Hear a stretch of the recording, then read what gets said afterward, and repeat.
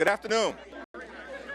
Good afternoon. It's a high honor and a distinct privilege to be joined today by Whip Catherine Clark, Caucus Chair Pete Aguilar, members of House Democratic leadership, and the House Democratic Caucus. House Democrats are here on the Capitol steps to reiterate our strong opposition to this spending bill because it fails to address the Republican health care crisis and it fails to extend the Affordable Care Act tax credits. House Democrats will continue to support our men and women in uniform. We will continue to support hardworking federal employees. We will continue to support our law enforcement personnel.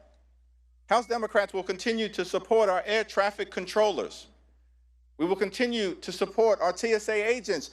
We will continue to support our civil servants who have been under attack since day one of the Trump administration. But we cannot support the Republican effort to gut the health care of the American people.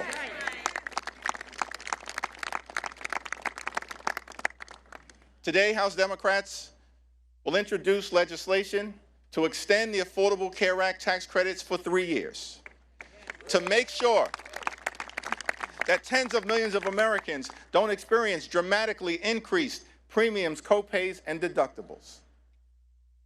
We believe that working class Americans, middle class Americans, and everyday Americans deserve the same level of certainty that Republicans always provide to the wealthy, the well-off, and the well-connected. The same level of certainty. And so we're calling upon our Republican colleagues to join us and extend the Affordable Care Act tax credits.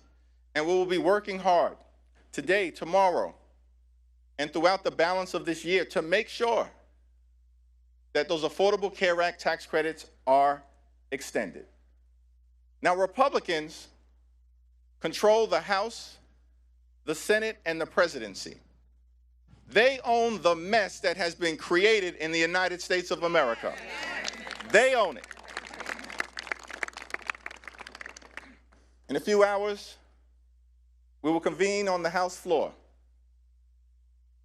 And our message to the American people is no matter what happens on the floor later on today, our promise to you remains the same. House Democrats will continue to fight to make your life more affordable. House Democrats will continue the fight to address the Republican health care crisis, and House Democrats will fight to extend the Affordable Care Act tax credits. This fight is not over. We're just getting started. We're just getting started. Now, among the many outrageous things that has been said during the Trump Republican shutdown or done during the Trump Republican shutdown, the longest shutdown in American history, is that Donald Trump made the stunning claim that in his mind, he holds two titles, that he has two positions.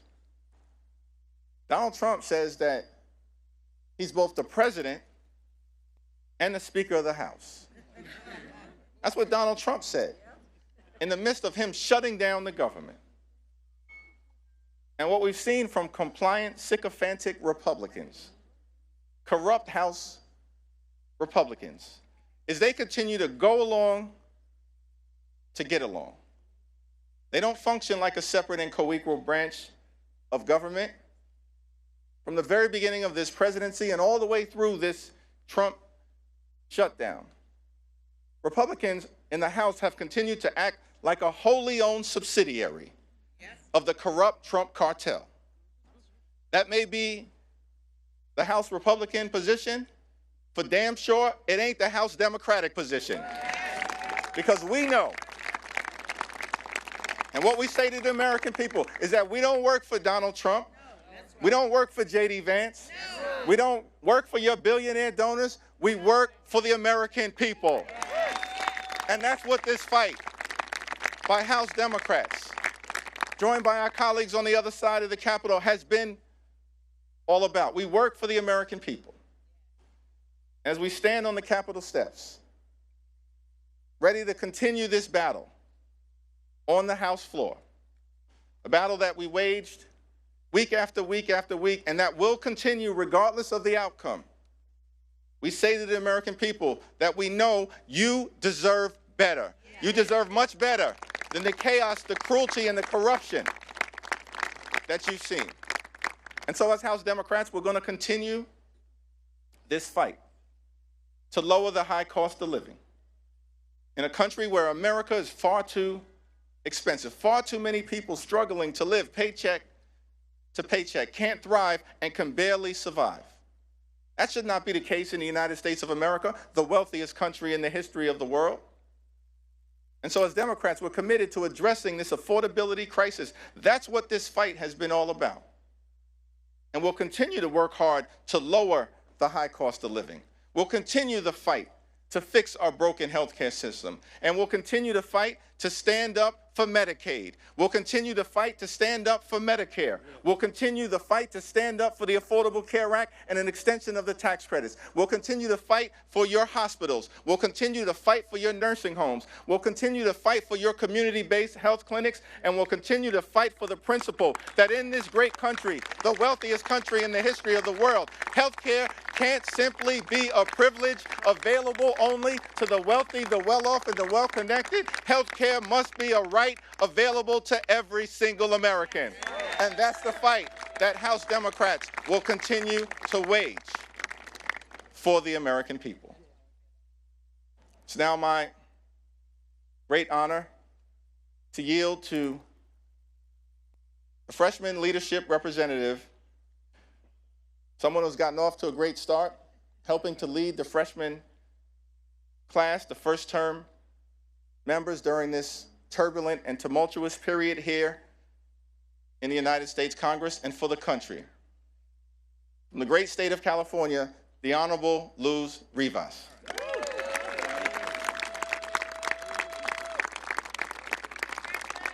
Thank you, Leader Jeffries, Whip Clark, and Chair Aguilar for your leadership. House Democrats are back in Washington, D.C., ready to vote once again to protect health care for working families across the country. Recently, I spoke with Speaker Johnson directly in the Capitol and hand-delivered stories from my and my fellow freshman colleagues' constituents who have been impacted by the Republican shutdown. This includes the story of Stephen Heller, a constituent from Van Nuys, which is in my district. Stephen and his wife are independent contractors who have to pay for their own health insurance. Because Republicans let the ACA tax credits expire, Stephen and his wife are facing a monthly health care premium increase of $1,000 per month in 2026. This will bring their monthly total to nearly $2,100 per month and nearly $25,000 for the year, just in health insurance. That is, in Stephen's own words, a terrible financial blow and an enormous financial burden. Constituents across the country like Stephen and his wife cannot afford Republicans' deal. I will vote no and continue to fight with House Democrats to protect the ACA subsidies that Stephen and millions of Americans rely on. House Democrats will continue our fight to protect health care, lower the cost of living, and keep the American dream attainable for all. Thank you. And next, I'd like to introduce my amazing colleague from Michigan, Congresswoman McDonald-Rivet.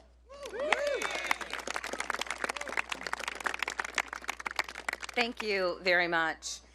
I come from mid-Michigan, the part of the country where workers actually invented the American dream, to work hard enough to pay your bills, put a little bit away, and take your kids on vacation every once in a while. But the dream is further and further out of reach. In my district, 70% of our jobs pay less than $60,000 a year. So this healthcare crisis that Republicans have created, $1 trillion in Medicaid cuts, and gutting the ACA in order to pay for the tax break for the ultra-wealthy, is making things so much harder. So let me give you an example. A couple in my district, they actually go to my church. called and told me they're in their 60s and they rely on the ACA tax credits to pay their insurance premiums. But now, because the Republicans have failed to extend these credits, their insurance premiums are going to jump by $11,000 next year. An impossible sum for people on the edge of retirement. Health insurance already consumes 72% of their retirement income. Let me say that again. 72% of their retirement income, and is about to go up another $11,000. That means they're facing devastating choices between doctor's visits and paying the mortgage, between cancer screenings and putting food on the table, between prescription drugs and heating their home. Or even, frankly, to get insurance at all. They told me, and this is a direct quote, they are strongly considering going without coverage and taking their chances rather than continuing to pay the premium. Because here's the reality. They actually can't pay that premium. I came to Congress, we all came to Congress to help people like them. Lower cost, better care, more jobs. One easy critical step is simply passing to extend the ACA credits. Yes. It is time we pass it before they pay the cost. Thank you. It is my pleasure to introduce my colleague from California, Representative Tran.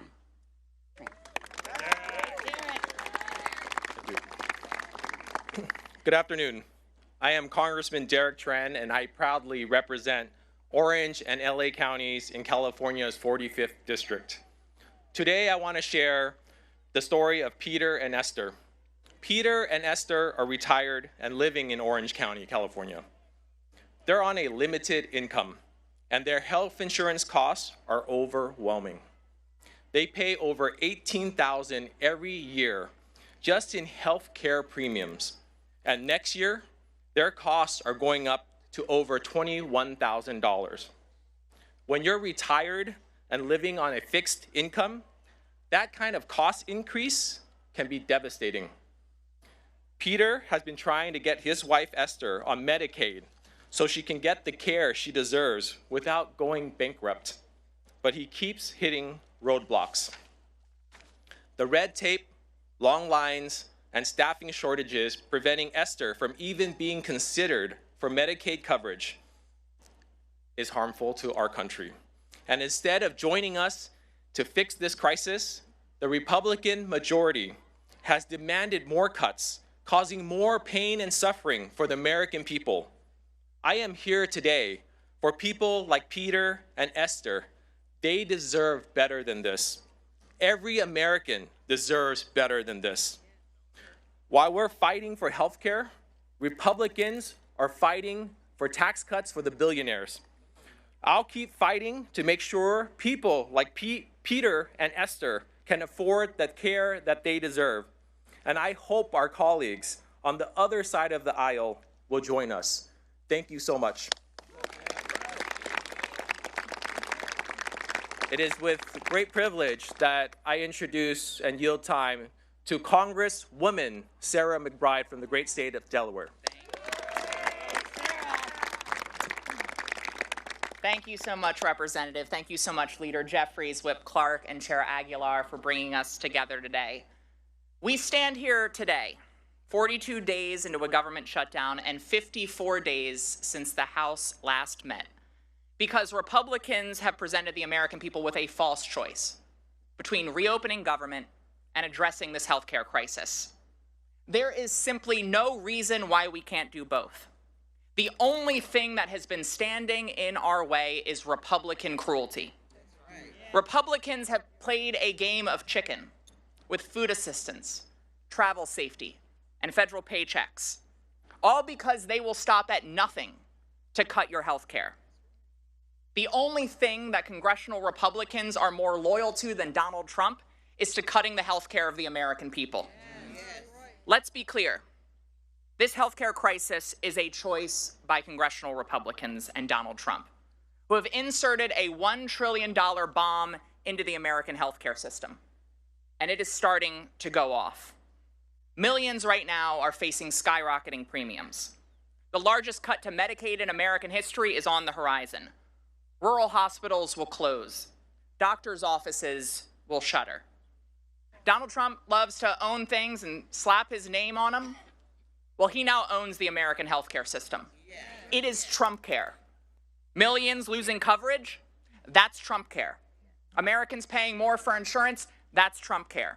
Everyone having to drive longer and take more time off work, that is Trump care. Donald Trump and congressional Republicans have raided your health care and used that money as a piggy bank to reward their donors with massive tax breaks. Cruelty is the currency of his corruption, because Donald Trump only cares about himself, his ballroom, and his billionaire buddies, and he certainly doesn't care about you. House Democrats are here for everyone, whether they voted for us in the last election or not. I'm here on behalf of all of my constituents, including a family of 4 in Middletown who will see their premiums skyrocket by $10,000 next year. That's why we are all voting against this budget, and it's why we will not stop until every single American can get the health care that they need to live and thrive in America. Thank you all very much. And it is now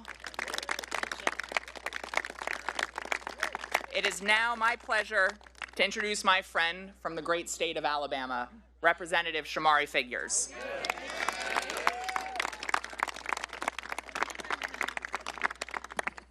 Thank you.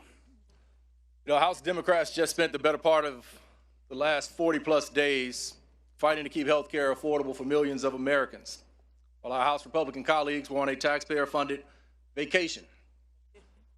During this shutdown, the realities hit home for a lot of people. Mothers had to worry about how they would take care of their children, their babies, without WIC. Families stood in pantry lines. Families are still standing in food pantry lines in the month of November, the month of Thanksgiving, because SNAP benefits were expired, and this administration chose to use them as pawns in this game.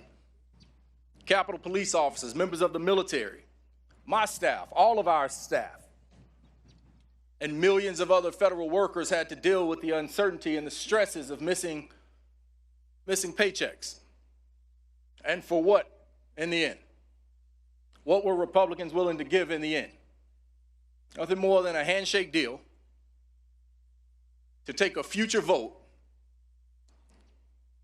on extending the health care subsidies, when we all know that that future vote is the equivalent of asking 2 wolves and a chicken to vote on what's for dinner. It is dead on arrival.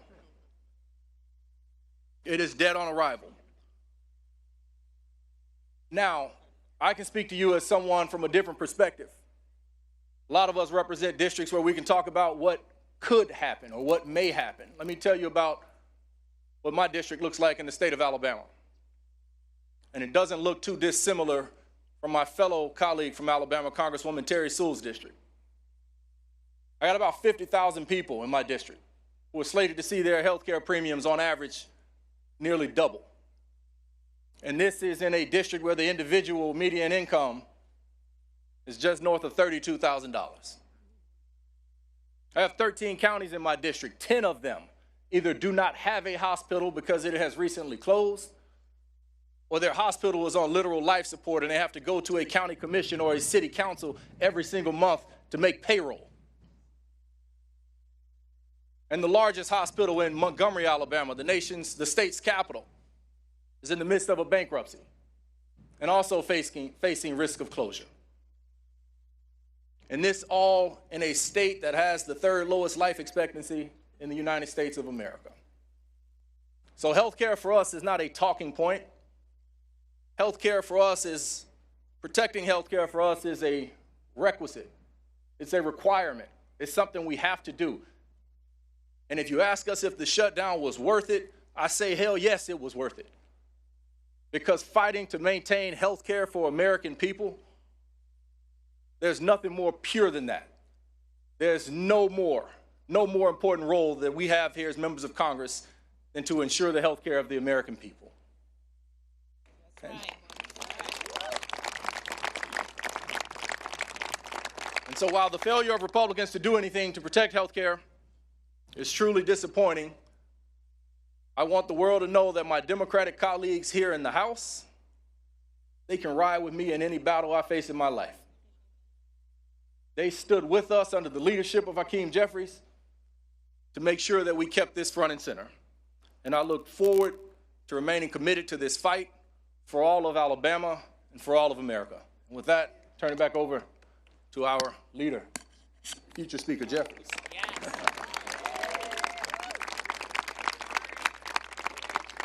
I want to thank all of our distinguished colleagues who spoke so powerfully and eloquently about the nature of this fight that we continue to wage on behalf of the American people. And these are first-term members of Congress. But they recognize that as Democrats, we stand on the shoulders of many who, decade after decade, century into century, have always fought to make life better for everyday Americans and to protect the health care and enhance the health care of the American people. That's the continuing and enduring legacy of the Democratic Party. FDR fought for it. Truman fought for it. JFK fought for it. LBJ fought for it. Carter fought for it. Clinton fought for it. Barack Obama fought for it. Biden fought for it. And no one fought harder in the House of Representatives than our Speaker Emerita, Nancy D'Alessandro Pelosi. That's in the DNA of the Democratic Party. From FDR to Nancy Pelosi to these first-term members. And so our promise to the American people is that we are in this fight until we win this fight for all of you. Cancel the cuts, lower the costs, save health care. God bless you. God bless the United States of America.